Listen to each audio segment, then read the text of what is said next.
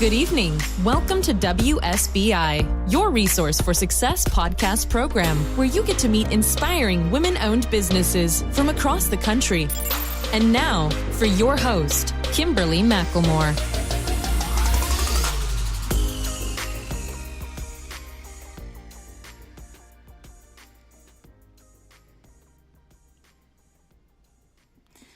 All right, good evening and welcome to WSBI, your Resource for Success podcast program, where you get to meet inspiring women-owned businesses from across the country. I am your host, Kimberly McLemore. Welcome to another night of sharing. With us we have Trevolia Marie Booker Pershay, better known as Trevi Pershay, is the CEO and founder of PDM Performing Arts Corporations and PDM Productions, and author of A Different Type of Church Girl. Trevi Pershay is an activist, a mother, a wife, a preacher, dancer, songwriter, upcoming author, playwright, poet, spoken word lyricist, leader, mentor, motivator, and prayer warrior. Trevi started dancing at the age of 8 and started her own dance classes at the age of 16 in the Louis H. Pink Houses Center. Under her direction and guidance, Trevi led over 40 girls ages 8 through 13 into local talent shows. Trevi needed an outlet to help others while suffering in silence to her own pain of molestation and rape. Dance was the avenue that Trevi used to escape the drugs and gang violence that was developing in her community. Years later, Trevi Pershay revisited her community and saw that there were no dance programs in place to keep the troubled youth off the streets. With a big heart and a dream, Trevi implemented 2 programs to motivate youth and young adults. Trevi has received countless awards from leaders of the community in regards to her passion to help and serve the community. Trevi's ultimate goal is to showcase Black theater on the road to inspire families who are in a struggle, dealing with complicated issues and violence in our communities by putting real life situations on the stage, as well as providing resources to help those families in a crisis. Pershay Dance Ministry was established in January 2000 with the purpose to encourage youth through gospel hip-hop swag. In July 2003, Pershay Dance Ministry became PDM Performing Arts Corporation, a movement to underprivileged youth in the community of Brooklyn and Queens. Under the direction and guidance of Trevi Pershay, the dance organization has encouraged, inspired, and uplifted over 500 youth between 2003 until today, with dance, theater, empowerment, and outreach. And then in June of 2018, Trevi became an author of the hit-selling book, A Different Type of Church Girl, The Battle of the Calling. Without further ado, please help me introduce and bring into the studio this evening, Miss Trevi Pershay. Hi, Trevi. Hi, thank you for having me on your awesome show. Well, it is my pleasure, and I'm excited. We have been trying to get this happening for a while yes. now. So here we are, finally. We are here. Yes, we are live. So even though people think they can't see me, everybody's kind of used to the show being on Be Live TV as well. But you know what? This is a real podcast show, so I really wanted to keep the real formality of it. But you can hear us. If you have questions, you're more than welcome to send those questions in. If you're on Spreaker or iHeartRadio or any of the other platforms, if you would like to send in a question or you want to chat, you're more than welcome to do that as well. But right now, we want to focus on this beautiful guest, Miss Trevi. I'm just excited. So why don't you tell the listeners a little bit more about yourself and tell? I think you did a perfect job. I was like, you don't know how much you've done because I never take a snapshot. I just keep going and going and going. And so when someone is reading your bio, you go, wait a minute. Wow, I'm doing a lot. Exactly. And when you love what you do, like you said, you don't think about it. And I love it. When I get the bios and I get to read about people, but there's still always that story to really tell. Right. Right. There really is. I think, my grandmother was such an instrument in my life, and she will always say to me, baby, if you see a problem, become a part of the solution. And she was an advocate in the community, even though she didn't have a license. She never went to business school, but she ran the soup kitchen, out of her home. And she was serving men who served in the Vietnam War. And I didn't like them because I was like, they looked broken and they were talking to themselves, but they were dealing with trauma. And I think when being around my grandmother and watching her deal with people who were in a trauma crisis, it motivated me to want to help others that are in trouble. Exactly. So, and that's the thing. I like what you were saying, that as a kid, when you're watching, you hated to see people. Until this day, I think there are so many people who will see individuals that we're seeing that are sleeping on the streets. They don't know their background. They don't know their stories, but you always have wonderful people like your grandmother and people like you who realize that they have a purpose, and that even though they're not in the place that they were years ago or a short time ago, they still are human beings and they still need help. Absolutely. And I love what you just said, so even though you understood as a kid that there was something wrong, but then realized that there's something about these people. And then the amazing part is how moving forward, the things that you've gone through. So I want to kind of backtrack. I know that I did talk a lot about, things that went on in your life as a young child in your bio. But, we talked real briefly before we started the show. And the most important part about your story is your youth. And I say that because your youth, the things that you went through as a child is what got you where you're at today. So talk to the listeners and explain to them more about your background and what happened to you as a youth. Sure. Growing up, my mom was a single Black woman and she was young. And so she was raising these three, amazing kids. And then I was introduced, well, I guess I should say, sexual molestation had found me, and it was a babysitter, and she was a woman, and she would do things to me when I was a little girl. I think I was about 8 years old, and I didn't understand what she was doing, but I knew it was wrong. And then growing up a year later, I got molested a second time, and this time it was by a male. It was like my mother's best friend husband, who was watching us while they went to the supermarket.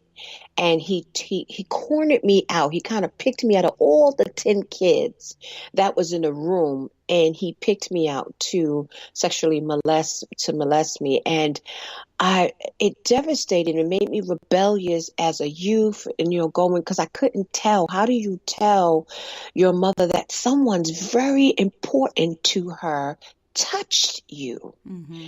And you said, well, they're not going to believe me. So I grew up very angry and rebellious, but I knew I needed something to channel this anger. And that's when I realized I had this gift of dancing. I never went to school, and I just turned it on. And my God, when it came on, I felt free. I felt happy. I was at peace with myself. I wasn't fighting. I realized I didn't do anything wrong. And this dance gave me this joy that I couldn't get from anybody. Nobody could give me that. It came from the inside. And I knew that it was something different about me. And that's when I met young girls at 16 in the community center. I said, can I do free dance classes? And the man looked at me very odd, like, okay, there is something about this young girl. She wasn't like other girls. She wasn't loud. She wasn't rude. She was respectful. And he gave me my first chance. And in 3 months, we had over 40 girls from the age 9 to 15. No, 9, because I was 16, was 9 to 13. And some of them were molested like me. Wow. That's a very deep story. And the thing that stood out to me the most when you're talking about this is that it happened to you twice. Mm-hmm. And then on top of that, it wasn't just a man, you had a woman too. Mm-hmm. And, to go through that experience at such a young age, I know that you were traumatized, but the thing that really caught my attention was the fact that you talked about how dance was freeing to you. And I think that most people who are dancing, not about the trauma in their life, but when we dance, we all feel free because there's no judgment. Right. Exactly. And with you not having any judgment during those moments and realizing that this is what made you whole during those things that you were going through as a child, like you said, how are you going to go home and talk about this to your mom? The people that she loved and cared about, thinking that they're caring for you in the same manner. Your outlet was to no longer be that hateful girl, the one, like you said, that was fighting all the time and just didn't know what to do with yourself, your direction was turned.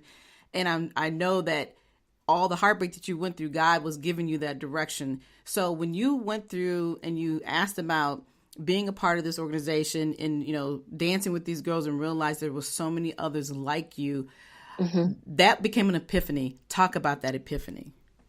Yes. As I started, I had to get the parents to trust me because I know what it's like to trust somebody and then they can hurt your baby. So I became the protector over their purpose.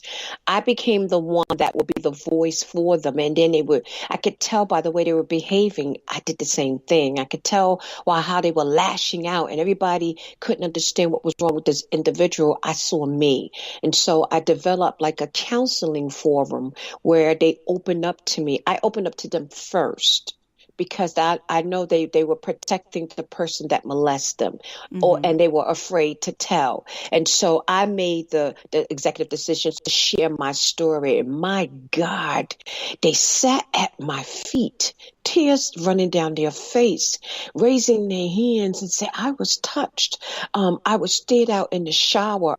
So many stories overwhelmed me. So we would sit together and the first thing I let them do was cry. Because it was so important to release tears as a first portion of healing. See, I didn't know that then, but God was directing me how to do that. And then years later, as we started developing, some of them were able to go tell their parents and be free of who was living in their home. Wow. They were still living in their home, touching them.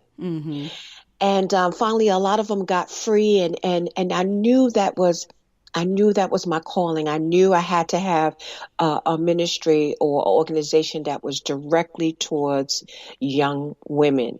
And then eventually later on, I got young men who were in gangs and in trouble. And we had to put them in a protection program because all they wanted to do was dance. And the gang members was coming after me because I was drawing them away. Wow. From the gang members. So it was as we start developing PDM, it used to be Pershay Dance Ministry, but I knew there was more to me than dance. It was bigger than dance. And so that's when I changed the name and put so many umbrellas underneath it to help women, men, youth, empower people, inspire people. So a lot of stuff started growing under the umbrella of PDM Performing Arts. Yeah, and that's amazing. And to listen to you talk about the fact, like you said, that your programs aren't there just for women. They're there for youth and they're there for men. And we always find that our men sometimes have more of a problem sharing what they've gone through because they don't want to look like, oh, well, I'm weak. People are going to talk about me. So I love that you have all these other programs. Now, and the thing I think that's always interesting when you have these circumstances and the situations that these young people have been in, that you've been in, how are the programs coming, or how do you work with the families, once they realize that there are problems in that home or even outside their home? It affects everybody. It just doesn't affect the victim. So what do you do to help those that are surrounding that victim within their environment to get them to get on board and realize that, hey, you can't close your eyes to this. We all have to face this. Now, how do we help ourselves get through this? Right. I'm glad you asked that because that's how I started playwriting, because a lot of times the parents didn't want to hear it or pull their kids out of the program because, we live in that saying, what goes on in this house stays in this house. And I knew I had to have a bigger platform. So I thought that if I can put it on a stage, and you could sit in the audience and see what is going on in your home, it'll be it's a better impact because it's mirror and reflection now. So now I got it on a broader stage, and you hear the audience go, "Oh my God, no, get help! Oh, she's so crazy. Why she do that?" And I've met a lot of women that said, "Your play helped me heal." So it's like a bigger platform to pull in 300, 400. If I can't reach one child, I'm going to reach 400 to 500 others that's going to come see this play and be inspired, because the plays are written about our situation and who we are as African Americans and what we struggle through. So now I'm putting on the stage, but watch this. At the end, I have resources that can help you come out. And so it's been successful in that area. And you're right. And I like that, because like you said, that people they no longer just see the movie. They're seeing the reality of the movie per se. There you go. Yes. And that's the key. And like you said, people were so willing to hold it in. They didn't want to talk about it. Like you always say that I used to hate hearing that, what goes on in this house. Yes. I hate that term, because I will say, in our African American communities and our Black communities as a whole, that is something that we have to let go of, that word, because that word touches every part of our lives, whether it's on, medical conditions, everything that we do. It's always, no, you don't want to talk about that. Well, if you don't talk about that, we can't figure out the history. We can't understand exactly, why we're having these problems. And as we know that, if something is going on year after year, it's a constant cycle that will continue to go on from each family, from each generation. And so you're breaking those curses by making people open their eyes. Exactly. And it's okay to tell. It's okay to tell, because talking about it heals. The more I talk about it, the stronger. I came face to face with my rapist. Wow. And it was a family member. And at first I used to run away and I used to hide, because I was ashamed of what had taken place. And as I start to heal, the more I talk about it and help others, I can look at him today and actually feel sorry for him. Feel sorry for him, because I forgave him. I never told him. I forgave him by having a conversation and being in the same room with him, because I couldn't do that before. Right. So I took back my power. Absolutely. Yeah, you had to forgive him, because you can't move forward. And I couldn't. You realized you're not the problem. That individual is the problem. That's right. And until he can face it, and the same thing with the woman, until they can face that they have these issues, they'll continue to deny and continue to move on to others. And I'm sure we're not the only one, but you may have been the only one who decided to face that and deal with it. And that's the proper way to handle anything. I hate to hear these stories sometimes. I understand though what it means to be abused. Domestic violence abuse survivor myself, so I've been through that circle. I understand it, and you're right. We always feel like we're the problem, and then once you realize your power and your purpose, and know that this is not about you, then that's when you can become strong. You can help yourself, and as I tell people, you can rewrite your story, and then you can help others rewrite their story to where it's more positive and encouraging, and know that they're not the problem. Right. So, I love what you're doing. So I want to ask you a couple other questions. In the business, in the field of business that you're in, I know it can be somewhat difficult. We all love, dance and theater and all that. But because of the purpose and the things that you're doing behind that, talk about some of the challenges that you had faced in the process of starting your business. One of the challenges I faced is that when God first told me to start a dance organization, I was in a church. And when I went to the leader and I said, hey, God told me to start my own dance organization. So it's so funny, because people could look and see what you're carrying on the inside, and they can see the bigger picture, although you may not see it for yourself. And so what I realized, the leader at the time said to me, he goes, no, you go under me. And he said, no, you go under the church, stay under the church. And I said, I'm not trying to be disrespectful, but I keep hearing in my ear to start my own organization. I even have the name of it. And they were upset with me, and they war with me. They wouldn't let me dance in there. They gave me a difficult time. And it hurt me, because they're supposed to teach me how to get my own, like you have your own. Right. And They didn't, but I love the internet because internet was a school for me. I learned how to start my own nonprofit organization. I made a lot of mistakes on the way, but the state of New York will help you make the right, put in the right Right. information. That's how it all started. So now you're looking at, start this dance organization. I already got 60, 70 kids.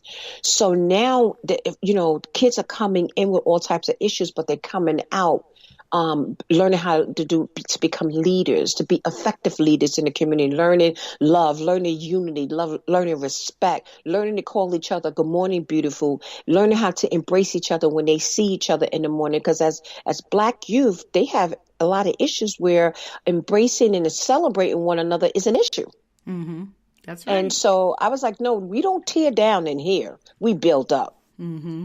And so that was one of the challenges I faced. And, you have mothers in the community who want to be children, like their children, or be sisters. And where's the parent? So now I started parenting parents. Oh, my goodness.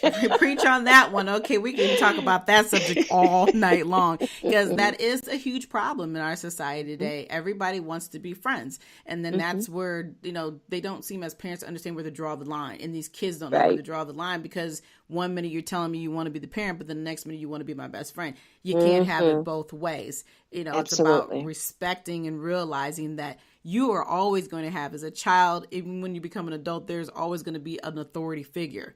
And if you can't figure that out at a young age, it's going to be very hard as you continue to grow to understand that a parent needs to be a parent, a child needs to be a child, and we have our places, rightful places, for a reason. Right. So I love what you just said, because I'm like I said, I can think about that all night long. I get so tired of hearing these, oh, well, they're my best friend. No. That's not how this works. We could be best friends, but you're going to understand that I am mother. And it helped a lot of parents and the parenting with them saying, they're not getting away with that. So it wasn't just dance. I would go to the school on open school night with the parents. So I was really, really a strong instrument in that family of healing and unity and togetherness. And another challenge I face, and I want to encourage somebody who may be listening and may be going through this, I didn't have a lot of support for my vision. People say they support you, and then you realize that they really don't.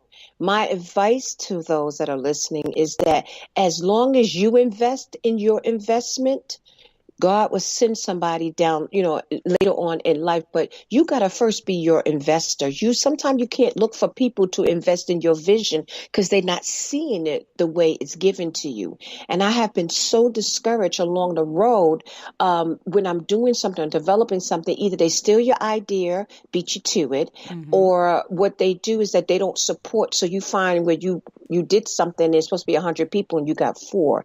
I always say, take that 4 and work it.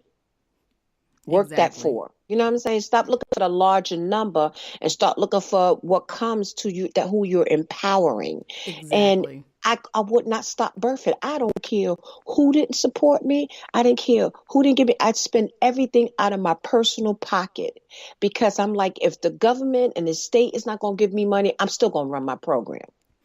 That's right. You have to be diligent and you have to be passionate enough that you're doing it for a greater purpose. Exactly. Keyword, doing it for a greater purpose. And you're right. It's a shame, though, that, when you have a vision, that those people who say that I'm going to stand beside you, to help you get through this, that they don't. But what I've learned in business is that the reason why they can't stand behind you is because it's not meant for them to. Exactly. And once you can understand that and realize that they're not supposed to understand your purpose and why you do the things that you do, then you're able to move forward. And you knew that, but there's many people who will stop living their dreams because they think that nobody wants to be a part of it. There's a reason for everything. And then when we stop trying to understand what that reason is, you're able to continue to move forward. And that's where why you have survived, and you've gone beyond surviving. You have soared, and you continue soaring every day because you are living your passion. And one thing I always say to people, I always say, it's great to soar than to be sore.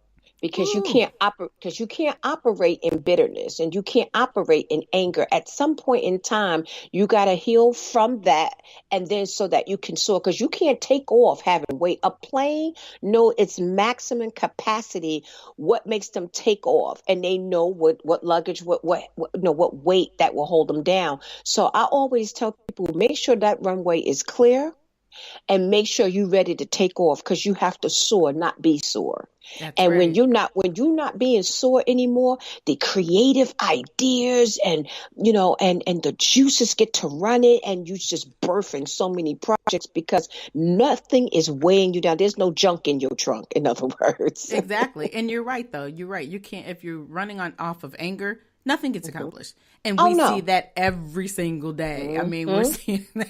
Woo, look, we won't get on that topic, but we see that every single day, that when you run and you live off of negativity, the end result becomes nothing.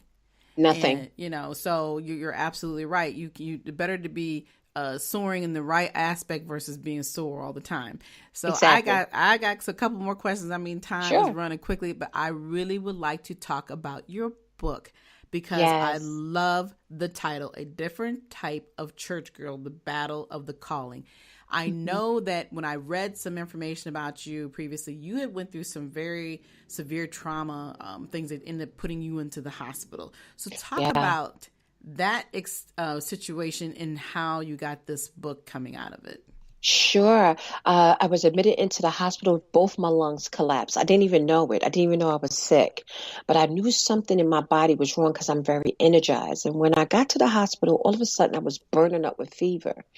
They didn't know what was going on. And then when they started doing all these tests, they said, "Oh my God, both your lungs collapsed. You have double pneumonia." Double what? Wow. I'm like, "You mean double mint gum?" Because I don't know what you're talking about.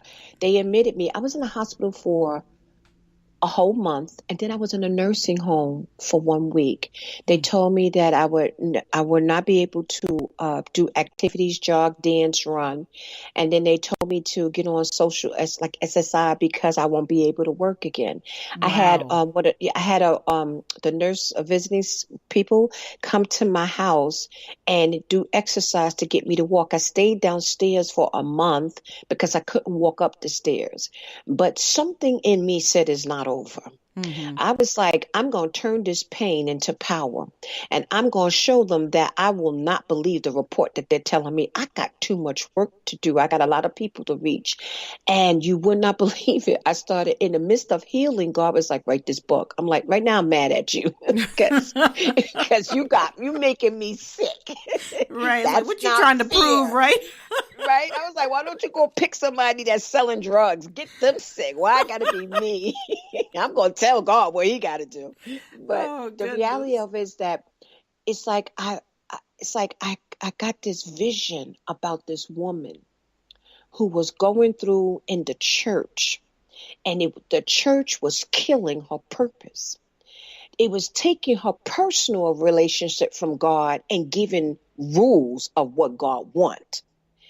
And I was like, oh my God, somebody's going through this. Hmm. And I sat down, and in 3 days, the book was written Wow. while I was healing. Yeah. Wow. Oh boy, there's so much more that I definitely want to talk about on your book, and I have to have you come back on my other show, Yes, because yes. that is a book. And then and even when I look at the cover, it just seems so. There's something about that cover that really draws you in. So I was like, what is she really talking about? Because there could be a million things that you could be thinking about the title itself. But I Mhm. definitely want to hear more about the book. Now, Yeah. when you said you wrote the book in 3 days, what Mhm. particular chapter stood out to you the most in that book, and why? Uh, Forgiveness. Mm-hmm. When she discovered who her mother really was, she did the young lady, her name is Zoe. She discovered that, because her grandmother was raising her, so she discovered all these secrets that the grandmother withheld from her. And because she was so controlling, she was determined not to give her granddaughter to her daughter. And in the midst of them running away from her, the mother gets killed. Hmm.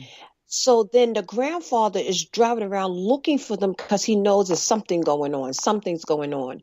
He gets out of the car and sees how broken his daughter is from this truck hitting her, that her body almost split in two. He sees this trauma. He has a heart attack. And he dies Wow. on the scene. Now she's left with the woman that's trying to destroy who she is. Mm-hmm. And she had to forgive her because she still had to raise her. Mm. And I'll just leave it right there. Yeah, we're gonna come back on. Stay tuned. We're gonna come back on that one. Because the thing that I love about when you chose that topic or that particular chapter about forgiveness, this whole show this evening has been a lot about forgiveness. Yes. Because your forgiveness of what others have done to you in your past is what allowed you to continue to soar. And as we talked about a few minutes ago, so that was the perfect ending to that portion of the show and the conversation. But I do have one more question before you. Sure. Actually, a couple more. And then one of the questions I want to ask that, every day there's someone out here wanting to achieve their dreams. What advice would you give them in order to move forward in their dreams? One of the things I say is that you have to truly believe in yourself, be the investor in yourself, and continue to love yourself. And with those three main ingredients, there's nothing that can stop you when you are your best cheerleader. Amen to that one. I like that. Love it. Absolutely. So the other thing I would like to ask you is that how can our listeners get a hold of you if they're interested in learning more about your programs? Sure, they can find me on Facebook as Trevi Pershay. They could go to my website, which is www.pdmperformingarts.com. Just Google me. Just type Trevi Pershay. Everything will come up. Exactly. All my information will come up. I done plays, so everything is up there. So just reach out to me. I'm always casting. I'm writing a new play. I'm writing my second book, A Different Type of Church Girl Part 2. And my next play, I'm going to be looking for actors, and I'll keep you posted. Maybe we could do some, awesome, casting calls and stuff like that. So please look out for a lot of great things that's coming down the pipe. Wow, that is going to be awesome. So for those who are looking for Trevi, and her name is spelled Trevi, and the last name is Pershay, Pershay. I wanted to make sure that I said that because it's a unique name. So make sure that you're looking for Trevi Pershay. It's Trevi Pershay. And then you can also look under her website at www.pdmperformingarts.com. That's important to know. So you can follow all of the things that she has going on, and she has a ton of things going on, like she just said, and go back and review her history. I mean, the amount of shows that you've had on Broadway, I was just like, oh my gosh. It's like, this girl don't stop. And we're going to Atlanta this year. So this is my first tour going to Atlanta in December. Wow. Well, congratulations. Thank you. Yeah, definitely have to get to New York and see one of your plays. I'll be getting out there sometime soon. I'm not going to say why, so I'm going to let that, that's got to be a secret, but we'll definitely have to connect because I know you're in New York. Yes, and our play is on Broadway July 20th. Awesome. All right. Yes. All right. Well, we are definitely coming to the end of our show. I really want to thank you for coming on. It has been such a pleasure having you on as my guest this evening. Do you have any last words for our listeners? I just want to say to those that are going through a struggle and those that are getting the support that you can, let me tell you something. You were chosen to make a difference, so be a difference. Absolutely. All right. Again, thank you so much, Trevi. It has been a huge pleasure, like I said, having you on the show this evening. For everyone else, I would like to say thank you for listening. We will be back here again next week, same time, same place. A new special guest will be Ann Alston, who's the owner of BMW OC. So if you've been following me a lot here in the last few weeks, last actual couple weeks in reference to BMWC about my podcast interview with her and several others. We were up for awards. We are going to be having a special edition show next week talking about her, the awards program going on. We'll be talking about a lot of other things, about what it means to truly being into podcasting, all of that. So make sure you stay tuned next Thursday evening, same time, same place. Until then, you all have a wonderful evening. Good night. Good night. Good night, everyone. We will be back next Thursday evening at 7 p.m. Follow us on Spreaker, www.spreaker.com/user/WSBI. View our new WSBI website anytime at www.wsbillc.com and on Facebook, Twitter, YouTube, LinkedIn, and Instagram.